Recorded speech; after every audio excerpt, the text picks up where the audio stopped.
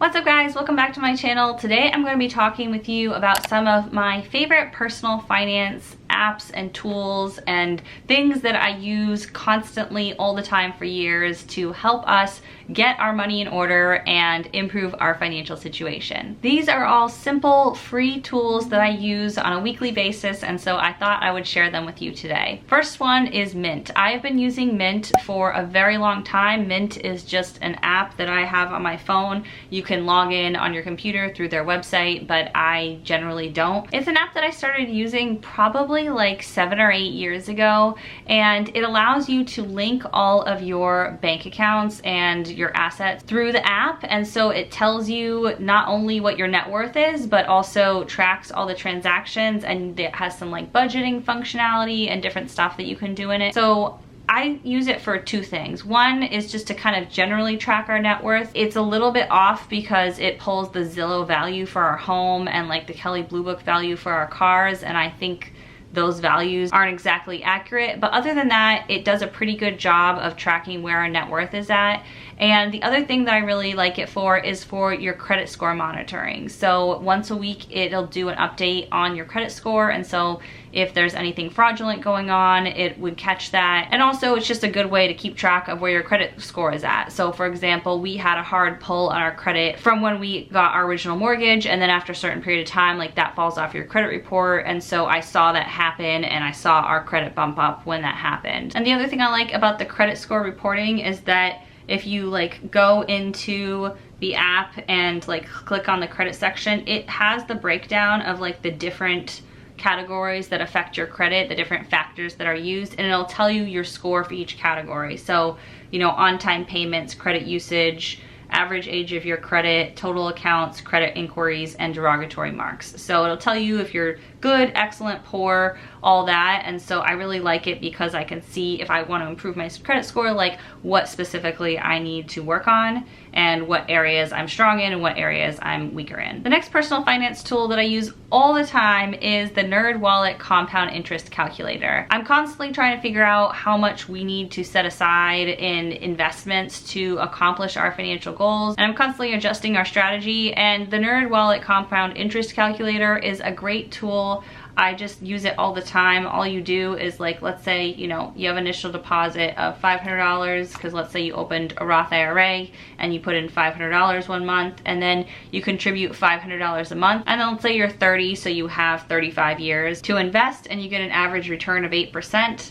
That would give you a future balance at retirement of 1.1 million. So like, I just look at this all the time because I like to see, you know, based on how much we're contributing to different accounts, what the expected balance might be. The rate of return is not a guarantee, so I play around with that a little bit, but it's just a quick way to see like how you're doing with your investments. And also sometimes, like if I am tempted to spend money that I'm deciding to use for another financial goal, or I'm gonna stick in a brokerage account, I'll just do like a quick analysis on like, okay, what would that money be worth? Like recently I decided to put $1,000 in an M1 Finance account, and because I wanted to try out M1 Finance, and I've talked to you guys about this if you watched my recent videos, but I was like, okay, what would that look like if I didn't touch it until I'm 65? And if I put $1,000 in now and I get an 8% rate of return over the next 31 years, that would turn into almost $12,000. So I'm like, yeah, that feels worth it. That's gonna be worth 12 times what it is now if I just don't touch it and like put it away. And I'm not gonna miss that $1,000 because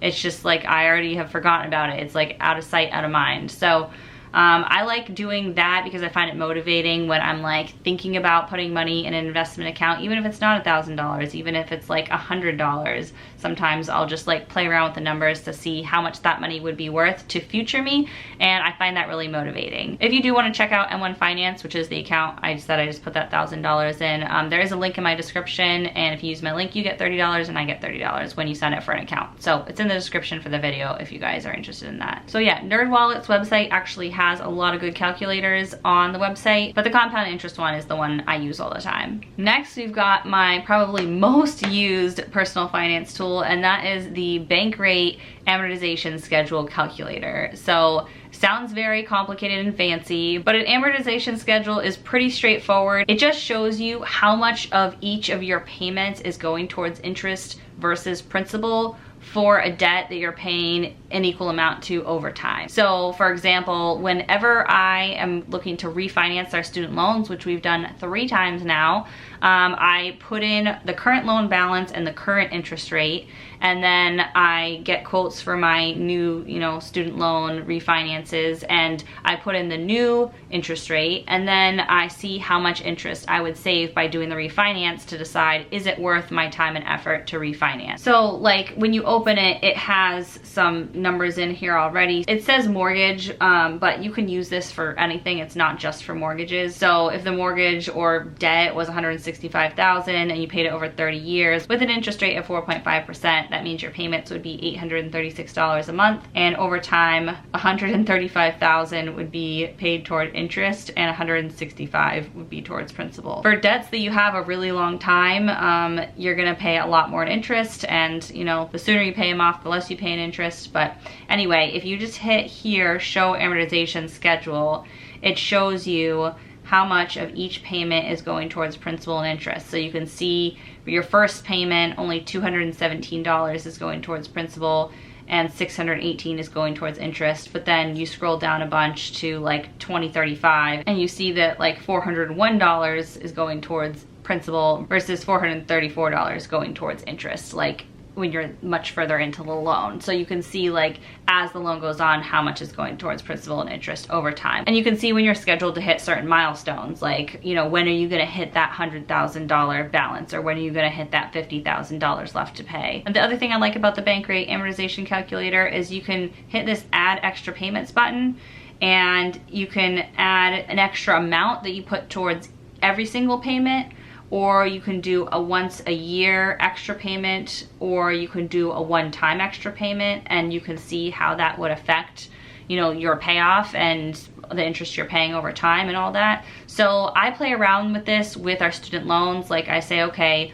our balance is whatever, and we're paying $3,000 a month, which is around what we pay. And if we paid an extra $1,000 a month, like what would our debt-free date be? Or if we paid an extra $1,500 a month, what would our debt-free date be? Or if overall for the year we just paid an extra $15,000, like I can play around with it and see where do I expect us to be at. And that's helpful in when I set our goals for the year, or just set our goals in general, like how quickly do I think it's realistic for us to pay off our debt. I'm able to like run different scenarios in this calculator and then set our goals based on that. The next personal finance tool that I really enjoy is Personal Capital. I actually just started using this one more recently. It's kind of like Mint. Mint and Personal Capital are like a little bit competitors, but they have really different functionality. I feel like Mint is better for like budgeting and like tracking your cash flow, whereas Personal Capital focuses more on the investing side of things and analyzing your investments and your returns and your fees and your asset allocation for all your investments. So I really like Personal Capital because I'm trying to learn more about investing, and it does a nice analysis of all your investments and points out certain things to you and makes recommendations of, what are your goals and then how should you adjust your investments to meet those goals. It also calculates your net worth, and unlike Mint where it just pulls the Zillow value for your real estate, you can actually like set your own value for real estate. You may be able to do that on Mint too. Actually, I shouldn't say that you can't do that on Mint because I really haven't looked into it that carefully. But it makes it really easy. Like when I signed up for Personal Capital, it asks you, do you want to use the Zillow value or do you want to enter your own amount for your real estate? And so like the net worth calculator on Personal Capital is a little bit more accurate for what our net worth is worth. But the thing I have found about Personal Capital that's not as good as Mint is for both of the apps, you link all your accounts, like you put in your username and password for all of your accounts, all your debts, all your assets, all of that.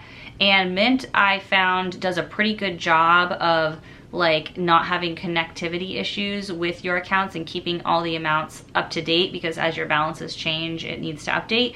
Whereas Personal Capital, a lot of times I find that it's having more trouble connecting and having like totally up-to-date values. But again, I use it more for like the investing recommendations and the analysis of my investments versus like the actual up-to-date net worth. And as it is, I track my net worth separately on my own spreadsheet, so really that's the most accurate one. But I do really enjoy Personal Capital and Mint, so I'll link both of those in the description for the video as well if you want to check those apps out. And finally, my favorite all-time personal finance tool is just Google Sheets. If you guys watch any of my videos or have watched any of my videos before, it's highly likely that you've seen me show a spreadsheet, because I love spreadsheets. I rely heavily on spreadsheets and I think they're so fun and such a great tool to track things. I really don't like using a calculator to have to add things up, and you know, I don't trust myself that I'm not gonna miss a number or transpose a number or like do something wrong with the adding or subtraction. So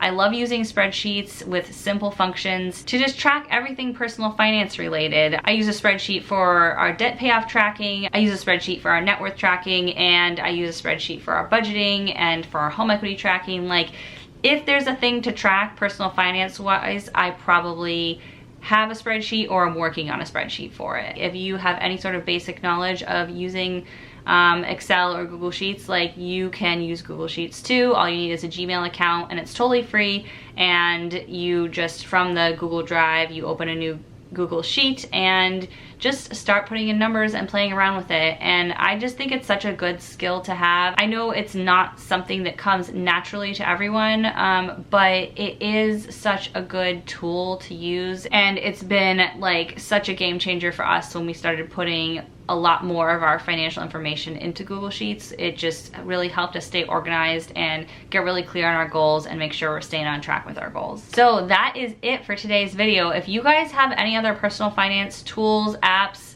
things that you use, especially free ones, because all the ones that I talked about today are free, then please comment below. I am always looking for what else is out there in terms of personal finance tools to help us get our financial life in order. So I'd love to hear any recommendations that you guys have. If you like this video, make sure you give it a big thumbs up. It really helps out my channel. And if you want to follow along on our personal finance journey and see more videos like this, then make sure you hit that subscribe button. I'd love to have you as a subscriber, and I'll see you guys soon in my next video. Bye.